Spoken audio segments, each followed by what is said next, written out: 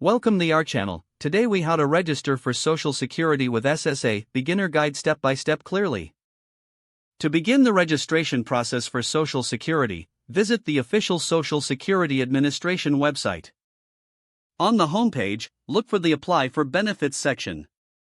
Click on the link that states Apply for Social Security Benefits. You'll be prompted to create an account if you do not already have one. Follow the on-screen instructions to set up your account. Once your account is created, log in using your credentials. After logging in, navigate to the Application section. Choose the type of benefits you wish to apply for, such as retirement or disability. Carefully read the provided information and guidelines for the application process. Start filling out the online application form. Provide your personal details, including your name, address, and Social Security number. Next, enter your date of birth and other relevant identification details. Ensure you have necessary documentation ready, such as proof of income and work history. Continue to the section where you provide your employment history.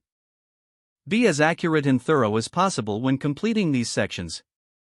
Review your application for any errors or omissions. Once you are satisfied with your application, submit it electronically. You will receive a confirmation notification, which may include a reference number. Keep this confirmation for your records. If additional information is needed, check your email or the online portal for updates. Be prepared for potential follow-up questions from the SSA regarding your application. You can also set up a phone appointment with the SSA for further clarification. After submission, expect to wait a few weeks for processing. During this time, you can check the status of your application online. Once a decision is made, you will be notified by mail regarding your application status. If approved, you will receive instructions on how to access your benefits. Make sure to keep your personal information updated with the SSA for any future changes. If the page does not load, refresh the browser or try again in a private or incognito window. Make sure you are using the correct email address, then retype it carefully to avoid small typos.